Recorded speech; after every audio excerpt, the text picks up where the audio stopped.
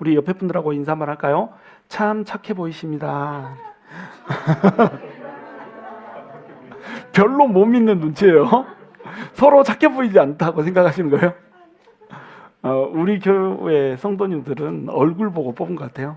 그냥 눈을 보면 선하님이 잘잘잘잘 흐르는 분들만 다 모여가지고 속이 어떤지 모르겠지만 우리가 악의 뿌리가 뽑혀야지 하나님의 나라가 순결해질 수가 있어요. 하나님의 나라를 세우고자 우리가 하나님을 믿고 하나님 위에서 이렇게 뛰는 거잖아요. 근데 악의 뿌리가 있으면 하나님의 나라는 더럽혀질 수밖에 없습니다. 하나님 나라는 반드시 우리가 성결해질 때 하나님 나라도 설 수가 있는 거예요. 여러분, 하나님이 우리를 거룩한 백성이라고 부르잖아요. 우리를 성도라고 부른단 말이에요. 성도라고 하는 뜻이 뭔가요? 거룩한 백성이다 이런 뜻이잖아요. 그러면 여러분 거룩하십니까? 내가 내 자신을 볼 때 거룩해요? 거룩한 분은 우리 하나님밖에 없죠. 거룩하다라고 하는 것이 하나님밖에 없음에도 불구하고 하나님이 우리를 거룩한 물이라고 얘기를 해버리는 거예요. 왜 그러냐면 거룩이라고 하는 이 개념 자체가 윤리적 개념이 아니라 물리적 개념이기 때문에 그래요. 거룩이라고 하는 개념은 물리적 개념입니다. 우리 입안에 침이 있잖아요. 이 침이 굉장히 더럽죠. 내 침은 더러워요? 깨끗해요? 내 침은 깨끗해. 다른 사람의 침은 더럽죠. 왜 이 침이 우리 침에 늘 우리 입에 침이 있기 때문에 이 침을 우리 깨끗하고 생각하고 이걸 꼴깍꼴깍 먹고 밥 먹을 때마다 침이 아밀라제를 발동해 가지고 소화도 시키고 막 이렇게 한단 말이에요. 자기 침 더럽다고 생각해서 침 늘 흘리고 다니는 사람 없잖아요. 그죠? 자기 침은 깨끗해. 그런데 우리 손이 더러우니까 우리 손을 깨끗이 소독을 하고 이렇게 세제로 씻은 다음에 여기다 침을 택 뱉는단 말이에요. 자, 손도 깨끗해. 침도 내 침이니까 깨끗해. 손에다가 침을 뱉었는데 이걸 다시 내가 싹 핥는다. 깨끗할까요? 같은 침이잖아. 손 소독했잖아. 그런데도 더럽다고 생각한단 말이에요. 왜 그래요? 침은 입에 있을 때 깨끗한 겁니다. 이게 밖으로 나오면 경계가 무너진다는 거예요. 이게 이제 거룩의 개념이거든요. 하나님은 거룩하세요. 우리는 거룩하지 못해요. 왜 그러냐면 하나님과 우리가 구별되기 때문에 그래요. 하나님은 온전하신 분이시고 우리는 피조물이란 말이죠. 그러니까 우리하고 하나님은 같아질 수가 있어요? 없어요? 없어요. 구별되어 있어요. 완전히 구별되어 있습니다. 특별히 우리가 죄를 지으면서 죄로 인해서 구별이 생기잖아요. 죄로 인해서 우리가 구별 지어지면서 하나님은 거룩한데 우리는 거룩하지 않단 말이에요. 근데 하나님께서는 우리를 거룩한 무리, 성도라고 부르신단 말이에요. 물론 뭐 천주교에서는 성인, 성녀를 따로 두고 세인트 마크, 세인트 피터 이렇게 하지만 그건 틀린 말이에요. 왜냐하면 성경에서는 우리를 세인스라고 부른다는 거예요. 우리를 거룩한 무리라고 부른단 말이에요. 성인, 성녀 따로 있는 게 아니고 예수를 믿는 무리가 성도란 말이에요. 그러면 하나님께서는 왜 우리를 성도라고 부르는 걸까요? 예수 그리스도의 피로 우리의 죄를 씻어버린 겁니다. 예수님의 피로 우리를 씻었기 때문에 우리가 정결해지는 거잖아요. 우리가 정결해졌으니까 이제 우리는 어떻게 되는 거예요? 하나님과 같은 편에 구별이 되어지는 거예요. 그래서 하나님께서는 자꾸 이 구별이라고 하는 것을 말하거든요. 내가 거룩하니 너희도 거룩하라 이렇게 말씀하신단 말이에요. 그리고 여호와 앞에서 너희는 성결하라 이렇게 얘기한단 말이에요. 그러면 거룩과 성결의 차이는 뭘까요? 거룩과 성결의 차이는 뭐냐면 거룩은 물리적 개념이고 성결은 도덕적 개념이란 말이에요. 물리적 개념이란 말은 뭐냐면 예수님이 우리 죄를 씻어줬으니까 우리는 거룩한 무리가 돼버렸어요. 우리는 그냥 거룩해요. 우리가 좀 잘못해도 우리는 예수님의 피로 죄를 씻은 바 되었기 때문에 거룩한 무리가 되어버린 거예요. 근데 문제는 뭐냐면 거룩한 무리인데 거룩이 무너져 버렸어요. 세상과 우리가 구분이 돼야 돼요? 안 돼야 돼요? 당연히 구분이 돼야죠. 하나님께서는 실도 섞어 쓰지 말라고 그러잖아요. 카시미로하고 면실을 섞어 쓰지 말라고 그래요. 지금 우리는 섞어 쓰지만 그때 구약이 떨어졌을 당시에는 이거 섞어 쓰지 말라고 그러거든요. 왜 섞어 쓰지 말라고 그럴까요? 또 같은 종이 아닌 다른 종을 같이 교배시키지 말라고 그래요. 구별 때문에 그래요. 구별 때문에. 하나님이 질서 있게 구분해 놓은 것을 너희가 그 구분을 무너뜨리지 말아라 이거거든요. 이걸 통해서 하나님이 주시고자 하는 말씀은 뭐예요? 너네가 하나님의 백성으로서 하나님의 백성이 아닌 사람들과 구분되게 살아라는 거예요. 구별되게 살아라는 겁니다. 자, 그러면 우리 크리스찬들은 예수를 믿지 않는 사람들과 구별되어야 돼요? 구별되지 않아야 돼요? 정확히 구별되어야 돼요. 예수 그리스도의 피로 우리가 죄를 씻었기 때문에 구별돼야 하는 구별점, 이것이 물리적인 구별점이라고 한다면 도덕적으로도 우리는 구별돼야 돼요? 안 돼야 돼요? 당연히 구별돼야 되는 겁니다. 여러분이 세상에 나가서 살 때 세상 사람들이 판단하고 생각하고 세상 사람들이 드라이브 되어 가는 그것과 여러분을 드라이브 해가는 그 힘이, 그 근원이 같아야 돼요? 달라야 돼요? 정확히 달라야 된다는 거예요. 이것을 거룩한 자가 거룩하게 사는 거라는 겁니다. 이걸 성결 이렇게 부르는 거예요. 성결. 성결은 거룩한 백성으로서 똑바로 살자. 이게 이제 성결인 겁니다. 그러니까 거룩과 성결이 다른 거예요. 우리는 이미 거룩해요. 근데 거룩한 사람이 거룩한 사람답게 사는 것, 이게 성결이에요. 우리는 도덕적으로 완벽해질 수는 없어요. 그러나 예수 믿지 않는 사람들하고는 비교도 안 되는 도덕적 수준을 가져야 돼요. 이게 성결이거든요. 하나님이 우리 죄를 씻었으니까 우리 멋대로 살다가 예수 믿지 않는 사람들하고 똑같이 구분 없이 그들이 생각하고 그들이 욕심내는 방식대로 그대로 살면 우리는 거룩한 백성답게 사는 사람이 아니란 말이에요. 그건 이제 예수님의 피값을 뭘로 만든다? 똥값으로 만든다. 이렇게 표현하는 거예요. 예수님의 피는 프라이슬리스잖아요. 예수님께서 우리를 피로 씻어주시고 우리에게 구원을 주셨단 말이에요. 근데 구원은 뭘로 주었죠? 은혜로 줬단 말이에요. 그럼 은혜라고 하는 그 뜻 자체가 뭐예요? 공짜라고 하는 뜻이잖아요. 자, 왜 공짜로 하나님이 주셨을까요? 왜 너네가 노력해서 너네 공로로 이것을 사라 이렇게 안 하고 공짜로 줘버렸을까요? 가격을 매길 수가 없거든요. 가치를 매길 수가 없는 거예요. 돈 주고 또는 사람의 공력으로 힘을 주고 살 수가 없는 거예요. 그러니까 가치를 매길 수 없는 프라이슬리스, 가격을 감히 매길 수 없는 보혈이기 때문에 하나님께서 이것을 공짜로 줄 수밖에 없었단 말이죠. 값어치가 없기 때문이 아니에요. 값을 매길 수 없기 때문에 하나님께서 보혈을 줬단 말이에요. 그럼 그 값어치를 매길 수 없는 보혈을 우리가 품은 자로서, 그 보혈로 우리를 씻은 자로서 우리는 어떻게 살아야 된다는 거예요? 보혈을 가진 자로서 살아야 된다니까요. 보혈을 갖지 못한 사람들과 똑같이 우리가 성도가 살아내면 안 된다는 거예요. 우리는 정확히 세상과 구별되는 그 구별점을 갖고 살아야 되는 겁니다. 근데 이 구별점을 갖고 살지 못하면 이게 뭐가 되는 거예요? 이게 악이 되는 겁니다. 악을 우리가 품고 있으면 이 악이 있는 순간에는 하나님의 임재가 막혀버려요. 하나님과 우리 사이가 막힘이 없어야 되잖아요. 근데 죄가 쌓여지고 악이 쌓여지잖아요. 그러면 하나님과 우리 사이가 차단. 그래서 이 죄를 씻지 않는 한은 하나님의 임재가 우리한테 없게 되는 거예요. 하나님의 임재가 없으면 우리 힘으로 하나님의 일을 해야 되거든요. 우리 힘으로 하나님 나라 세울 수 있을까요? 없어요. 그러니까 하나님의 능력도 없고 교회가 10년, 20년, 30년이 지나도 한 영혼도 전도를 못하고 그저 믿는 사람들끼리 밥 먹고 차 마시고 놀다가 헤어지는 이런 교회로 전락을 해버리게 되는 겁니다. 자, 이런 교회가 되면 안 된다는 거예요. 교회에는 하나님의 임재가 있어야 되고 하나님의 능력이 있어야 돼요. 그래서 믿지 않는 사람들이 믿는 자리로 돌아오고 은혜를 못 얻는 사람들이 은혜를 아는 자리로 돌아오고 아프고 상한 사람들, 배고프고 줄인 사람들이 치유를 얻고 회복되는 그런 교회가 된단 말이죠. 그 일을 우리가 할 수 있나요? 없다는 거예요. 누구만 할 수 있죠? 하나님만 할 수 있다는 거예요. 그러면 하나님이 우리한테 그 일을 할 때 하나님이 직접 하는 게 아니라 우리를 통해서 하신단 말이죠. 우리를 통해서 하시기 때문에 하나님의 임재가 우리 가운데 있어야 되거든요. 하나님의 임재가 우리한테 있으려면 우리한테 뭐가 없어야 된다고요? 악이 없어야 된다는 겁니다. 그러니까 악이 뿌리 뽑히지 않으면 하나님의 나라는 순결해질 수도 없고 하나님 나라를 세울 수도 없다는 거예요. 오늘 본문에서 이제 사울의 왕가가 쭉 쇠퇴해 가잖아요. 이스보셋이 죽음으로 말미암아서 사울의 왕가가 드디어 이제 완벽하게 뿌리가 뽑혀지는 모습으로 나온다는 겁니다. 왜? 사울의 왕가는 뭐에 근거를 하고 있어요? 악에 근거를 하고 있는 겁니다. 악인을 성경에서는 뭐라고 규정하나요? 그 마음에 이르기를 하나님이 없다 하도다. 그 마음에 이르기를 하나님이 없다고 하는 거, 이걸 악인이라고 규정을 해요.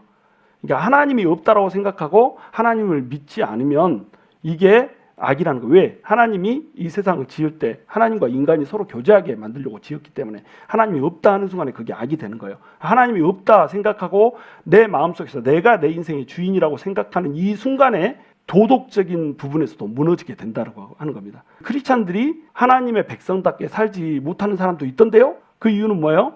하나님이 내 안에서 꽉 차 있지 않기 때문일 뿐인 거예요. 하나님이 내 안에 없다 하도다 하는 이 부분, 내가 하나님이 내 심령에 비어있는 만큼 우리는 악을 행하게 돼 있는 거예요. 무슨 얘기인지 아시죠?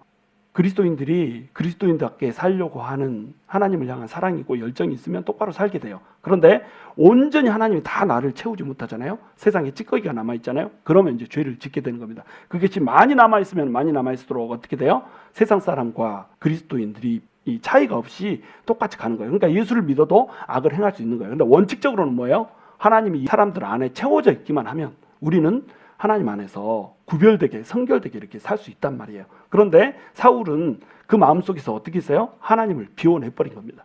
하나님이 없어져 버린 거예요. 그러니까 하나님의 나라를 세우라고 왕을 세워놨는데 다윗을 충신을 쫓아다니느라고 자기 인생을 전부 다 허비해버리고 말잖아요. 다윗은 어때요? 하나님께 전적으로 신뢰를 하잖아요. 다윗이 실수 안 했던 거 아니에요? 다윗이 범죄 안 했던 거 아니에요?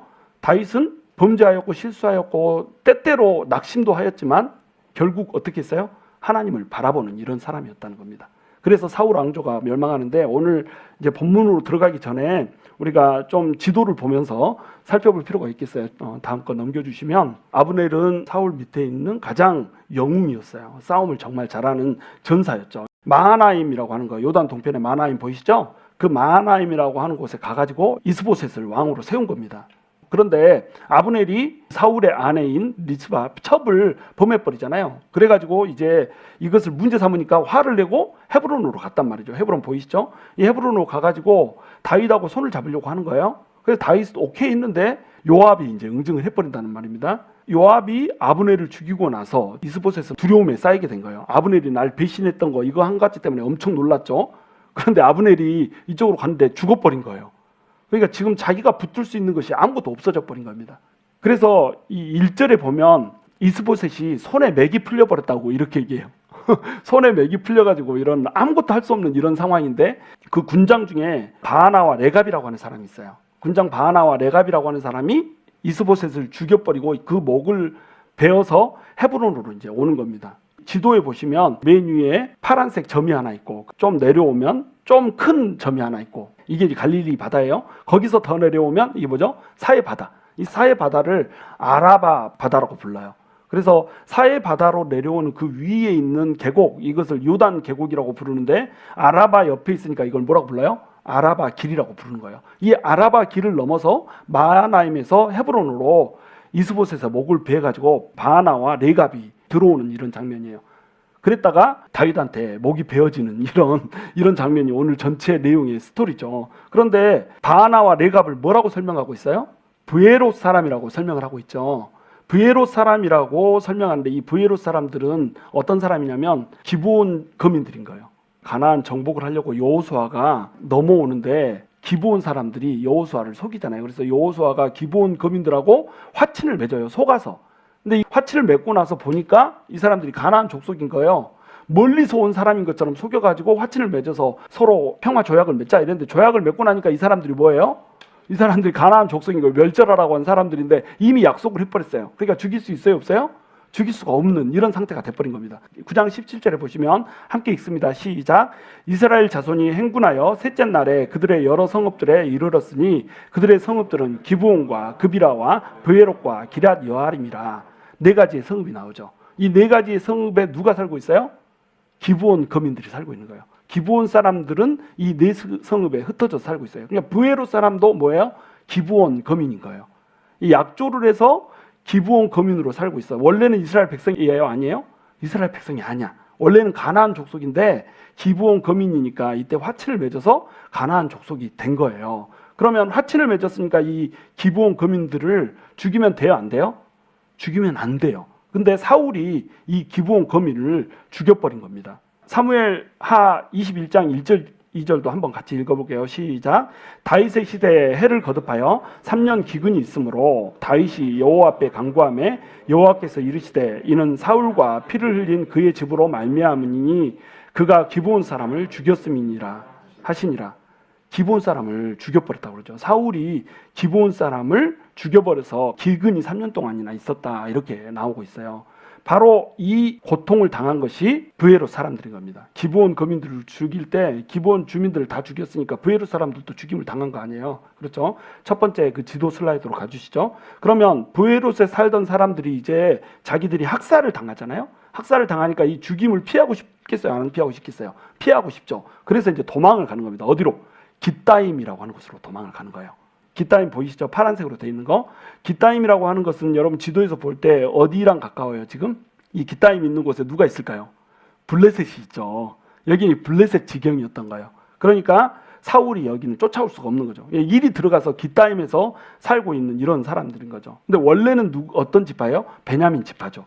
왜냐하면 기브온이 베냐민에 있었거든요. 그러니까 베냐민 지파로 합류되어서 살고 있는 사람들인데 기브온 거민이라고 이 사람들을 사울이 학살을 해버린 거예요. 이유 없이 무죄하게. 약조를 맺었으니까 그냥 이스라엘 백성으로 편입해서 이렇게 살아야 되는데 그냥 죽여버린 거예요. 왜냐하면 이스라엘 사람들이 이 사람들을 싫어했던 겁니다. 원래 가나안 족속이라고 무시하면서 싫어했던 거예요. 마치 식민지 통치자들이 식민지 백성들을 막 무시하듯이 학대를 하다가 학살을 해버린 거예요. 그러니까 이 사람들이 어디로 도망가냐면 깃다임으로 도망가서 살게 되는 겁니다. 이 얘기가 지금 배경으로 설명돼 있어요.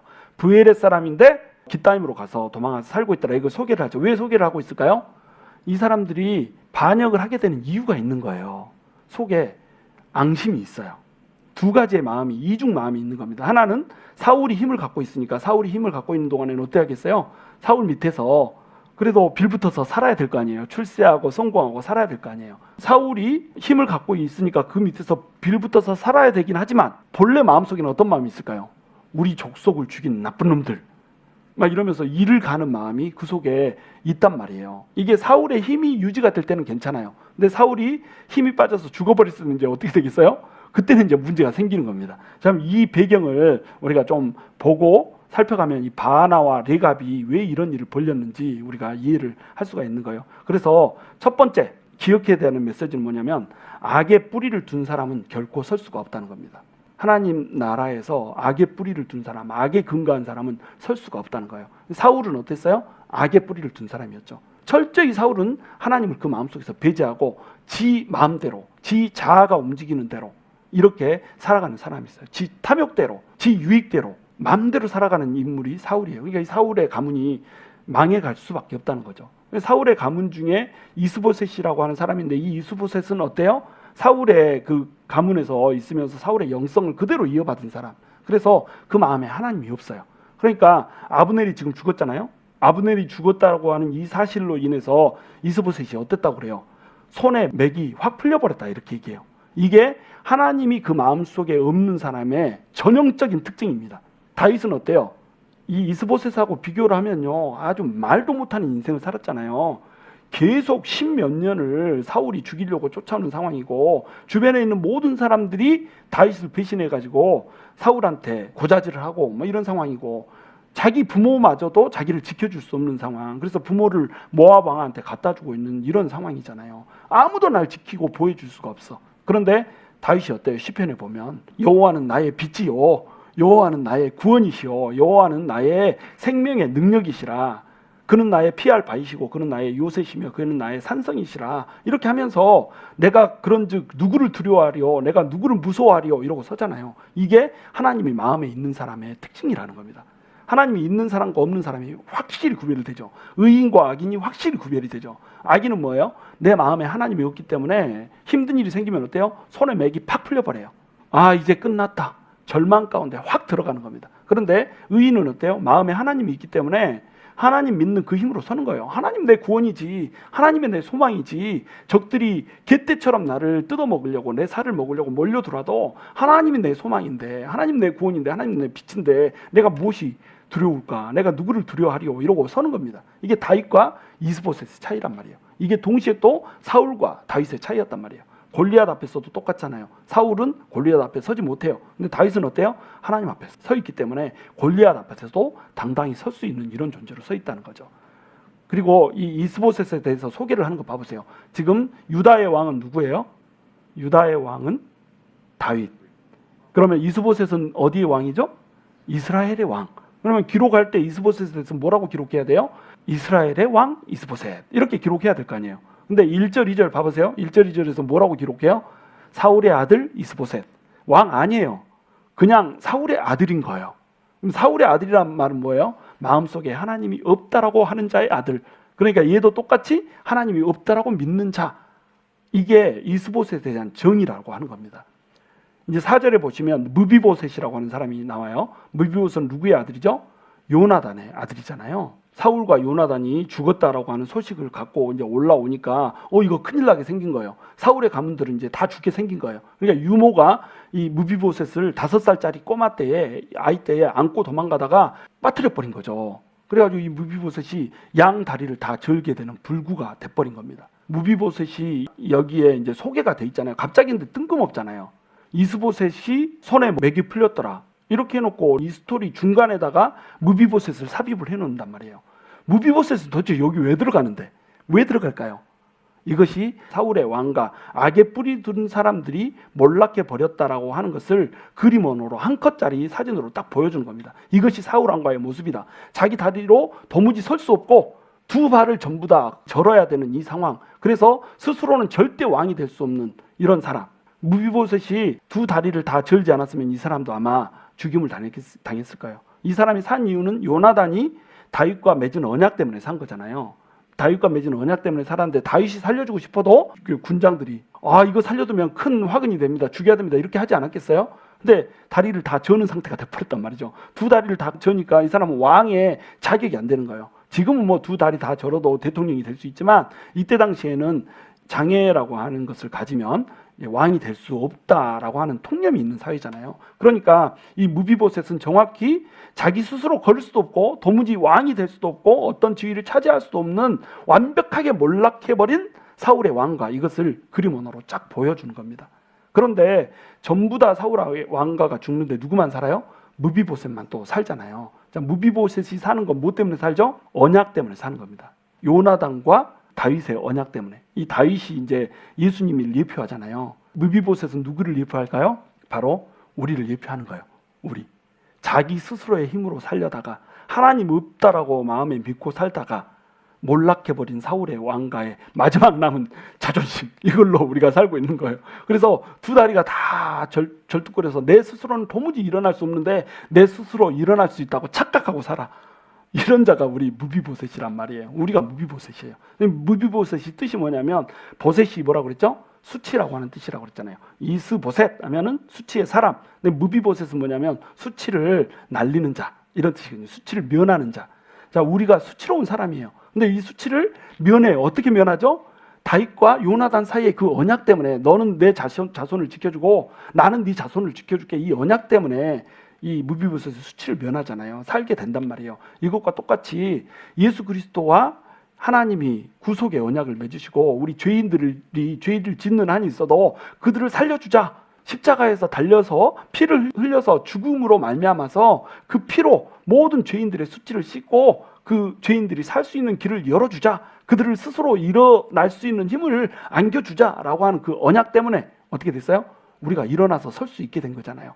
이 무비보셋은 은혜에 의해서, 언약에 의해서 살아나게 된 우리를 그대로 상징을 하게 되는 겁니다. 악의 뿌리를 둔 사람은 절대 설 수 없어요. 그런데 누구는 설 수 있어요? 악의 뿌리를 뽑아내고 씻어내고 언약을 붙드는 자는 설 수 있다는 겁니다. 언약을 붙드는 자만 서는 거예요.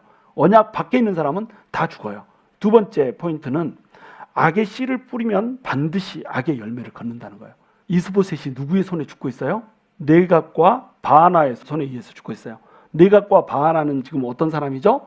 군장이에요. 이스라엘의 군장. 한 군대의 어떤 특공대 같은 이런 것을 맡고 있는 이런 사람이란 말이에요. 전체 총사령관은 아브넬, 그 밑에서 한 그룹을 맡고 있는 사람들이 네갓, 바하나, 이런 사람들이었단 말이죠. 이 사람들은 기브온 거민이었지만 기브온 거민으로서 이스라엘을 위해서 싸우는 전사들이고 용사들이었죠. 자, 그러면 이 사람들은 누구한테 충성을 다해야 되죠? 사울한테 충성을 다해야 되는 거예요.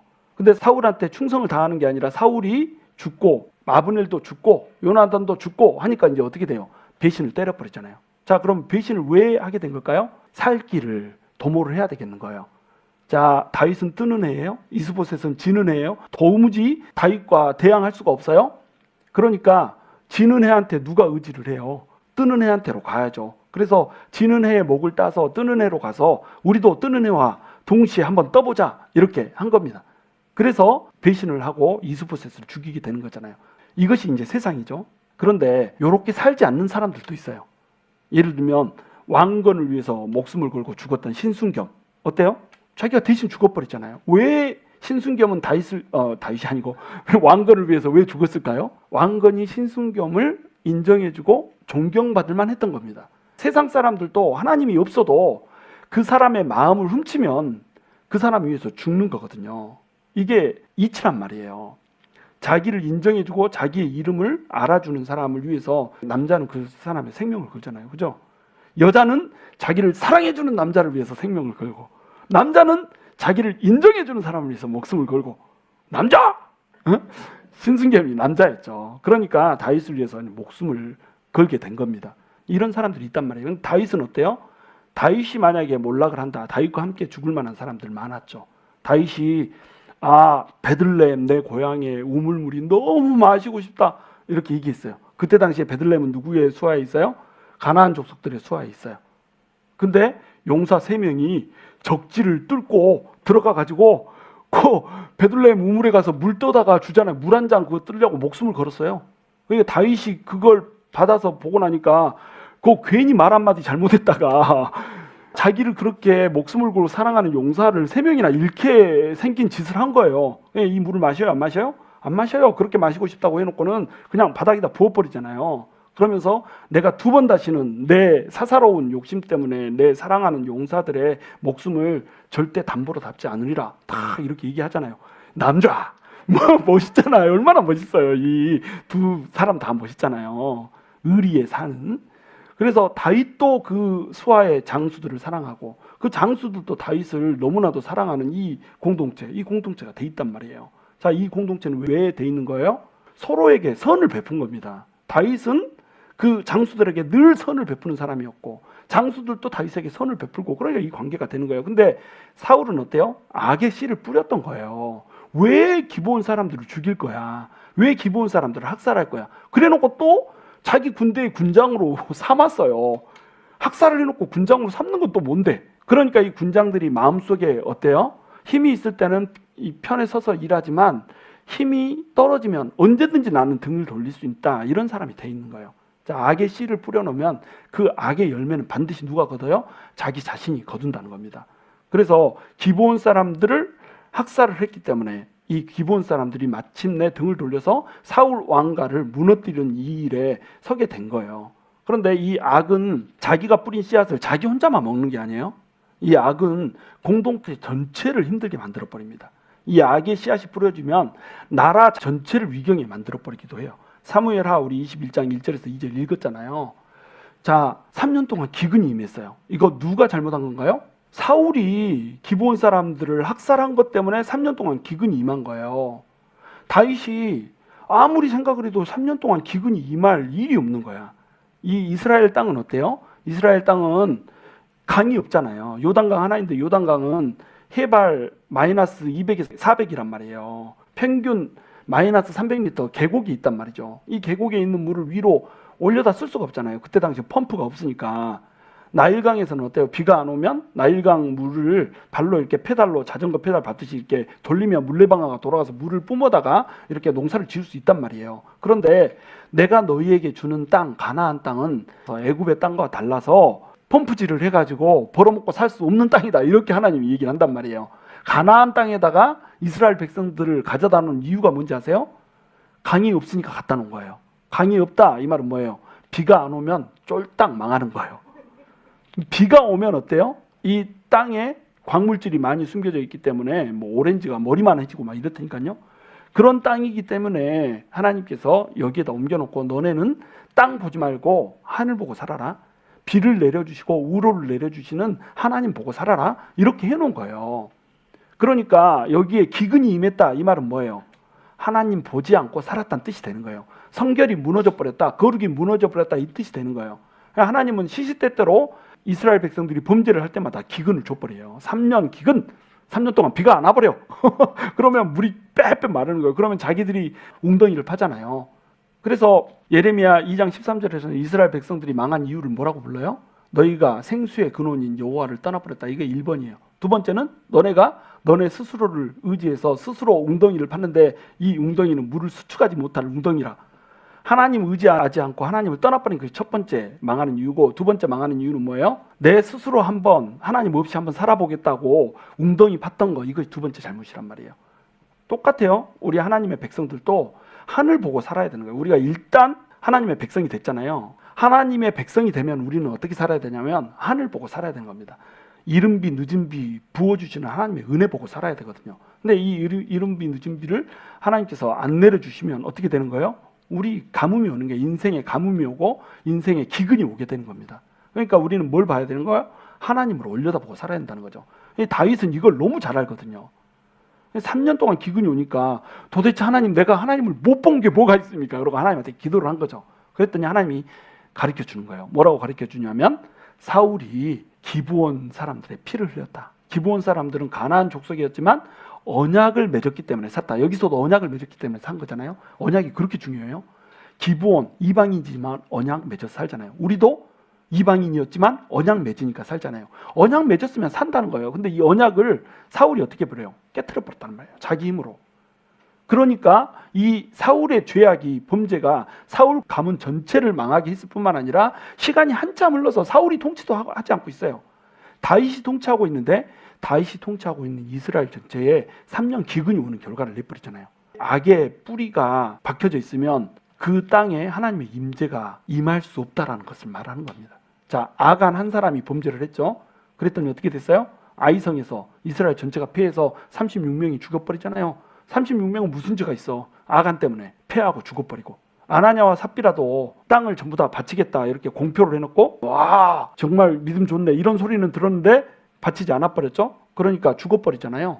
자, 아나냐와 삽비라가 그렇게 그 시대에 죽었던 이유 뭐예요? 하나님께서 교회 시대라고 하는 새로운 시대를 열려고 하는데 이 새로운 나라, 하나님의 새로운 나라를 여는 이 시점에 그들이 성령님을 속여버린 겁니다. 그러니까 죽어버린 거예요. 아간도 어때요?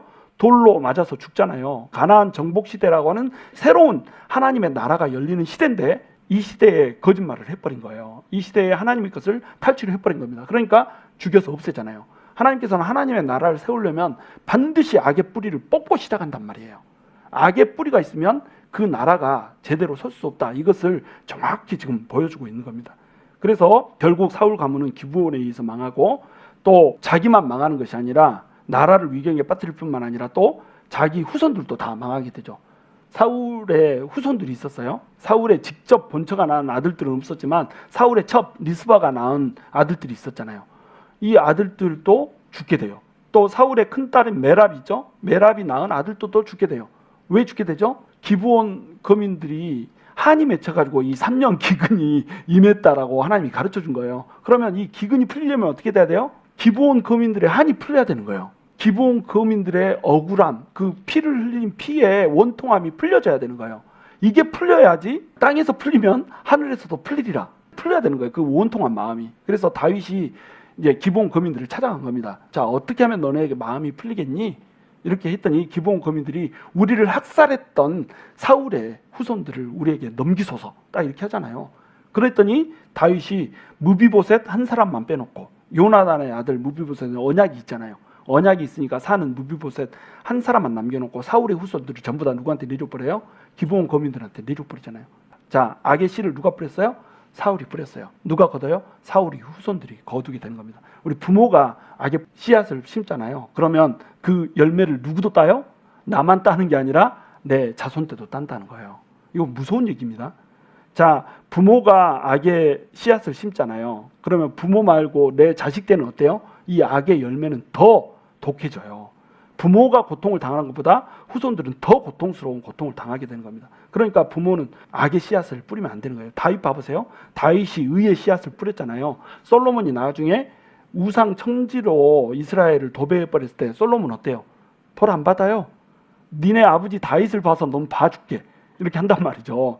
근데 솔로몬이 범죄한 그 사실 때문에 어때요? 그 후손들은 나라가 쪼개져 버리잖아요. 여로보암, 르호보암으로 나라가 갈라져 버리잖아요. 그러니까 자기가 뿌려놓은 이 독한 열매를 누가 딴다는 거예요? 자손이 딴다는 겁니다. 그리고 자기가 의의 열매를 심어놓으면 이 의의 열매는 누가 얻는다는 거예요? 자손이 얻는다는 거예요. 이게 하나님의 법칙이거든요. 심는 대로 거두는 거예요. 근데 이게 대를 물려가면서 의를 심으면 그 대 다음 때에서는 더 잘 되고 그 다음 때에서 또 의를 심으면 그 다음 때에서는 더 잘 되고 번창이 가는 거예요. 근데 악을 심잖아요. 그 다음 때에서는 핍절하게 돼. 악의 독과를 얻는 사람이 또 악을 심어버리잖아요. 그 다음 때에서는 어때요? 더 악해져. 이렇게 되는 겁니다. 그러니까 우리가 반드시 뭘 심어야 된다? 의의 씨앗을 심어야 된다. 반드시 악의 씨앗은 어때야 된다? 내 대에서 뿌리를 뽑아야 된다. 이걸 여러분 염두에 두셔야 돼요. 이 악의 뿌리를 뽑아야 된다는 거예요. 그래서 3번 악의 뿌리를 뽑아야 나라가 선다는 겁니다. 자, 사울과는 왜 몰락해야 하는 걸까요? 사울과가 왜 다 죽고 무비보셋 한 사람만 남아야 될까요? 사울과는 뭐예요? 악의 뿌리예요. 악의 뿌리. 내 스스로 내 자아에 의존해서 하나님 버리고 살자. 이게 사울과의 테마예요.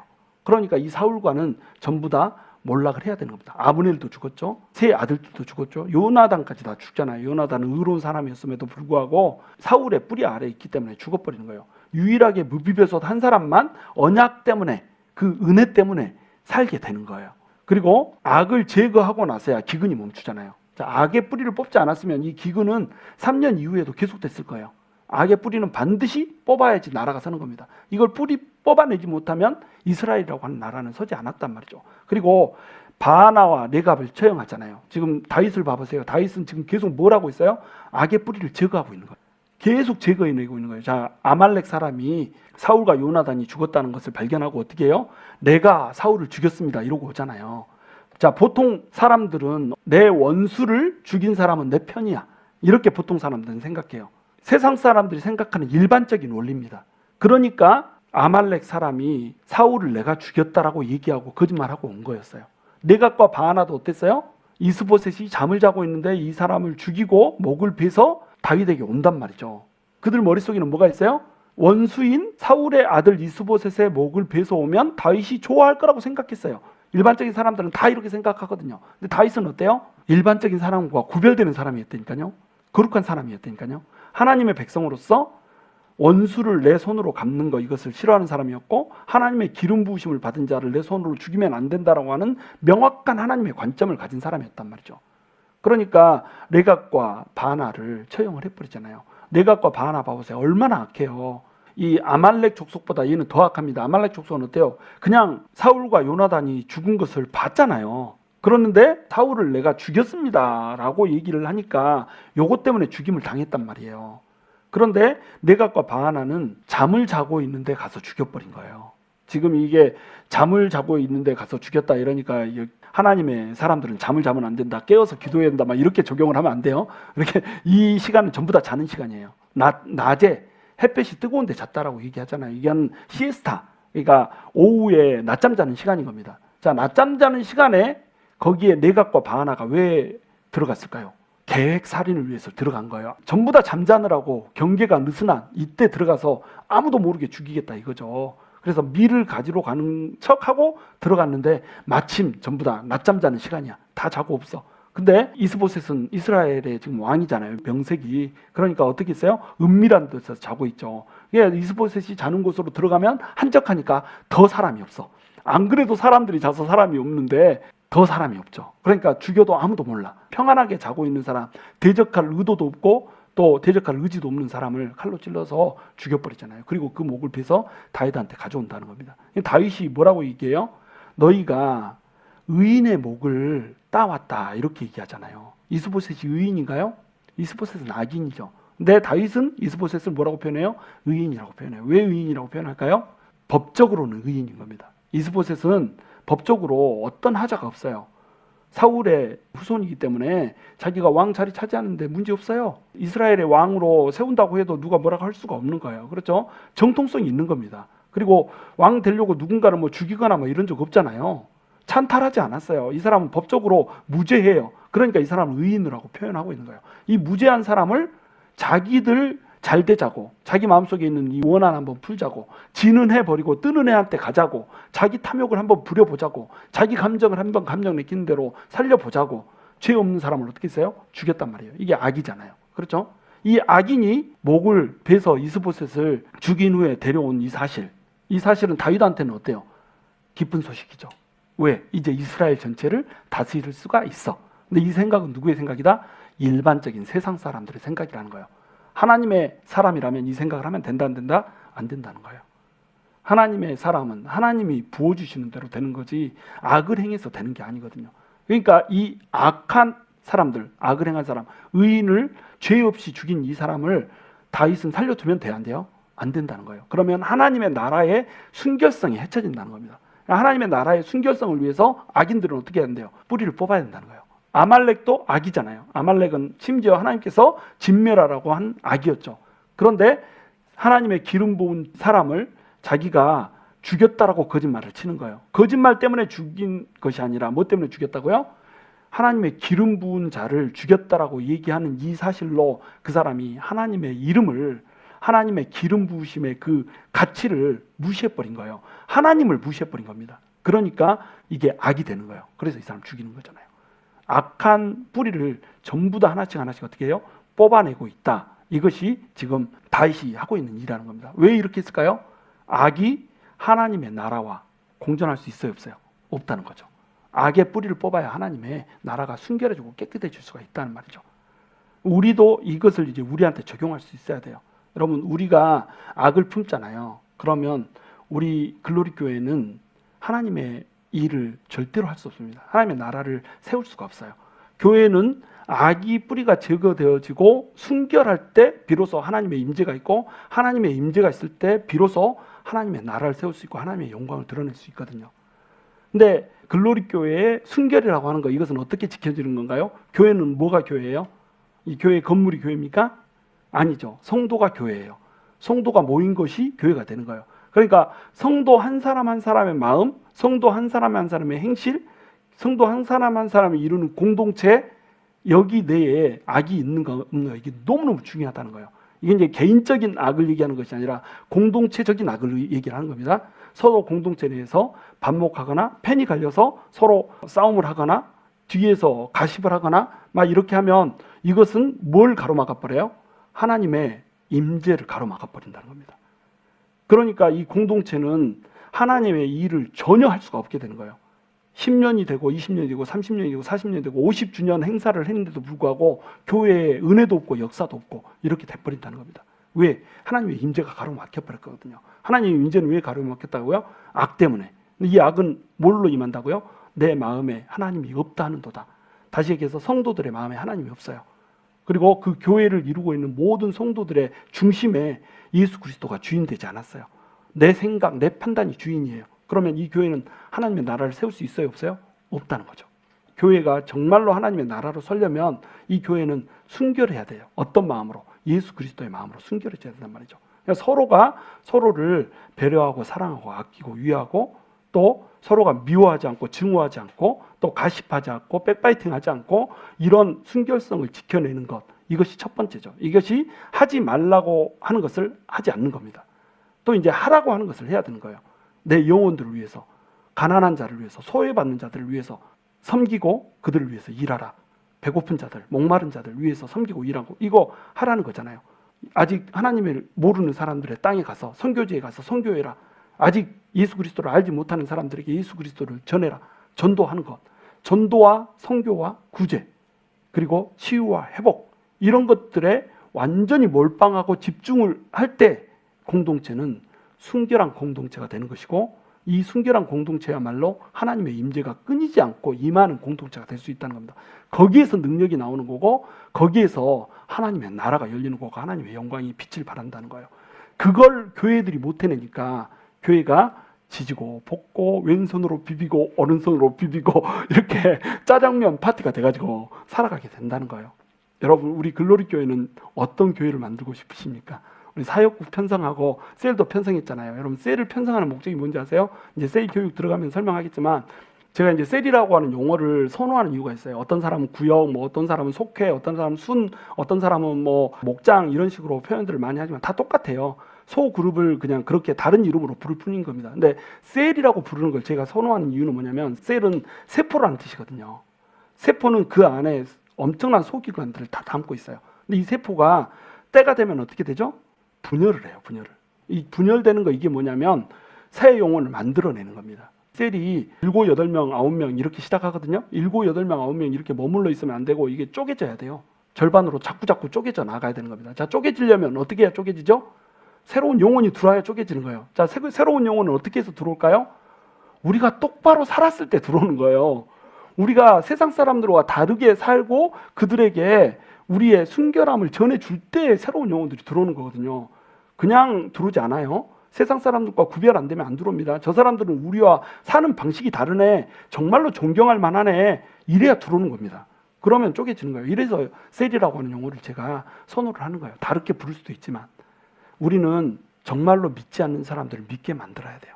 그렇게 하려면 우리는 성결해야 돼요. 우리 안에 있는 악의 뿌리들을 전부 뽑아내야 돼요. 저도 성결에 대한 열망이 계속 불타오르거든요. 계속 말씀을 전하니까, 와, 이대로는 안 되겠다. 내 속에 더러운 게 너무 많은 거예요. 깨끗해져야 되는 거예요. 내 이게 언어 습관도 내가 저는 참 더럽잖아요. 내가 옛날에 욕쟁이 중에 상욕쟁이여가지고 막 이렇게 아주 그냥 막 홀리하고 그렇게 보이진 않단 말이죠. 요런 것부터 내가 좀 고쳐놔야겠다. 저도 이제 제 자신을 수정해 나가고, 성도님들이 저한테 막 이렇게 이런저런 얘기를 할 때가 많거든요. 요거는 좀 옳지 않은 것 같다. 저는 100% 수용하려고 노력을 해요. 내 생각에는 그게 아닌 것 같다 해도 딱 제안을 하잖아요. 될 수 있는데 그거에 따라요.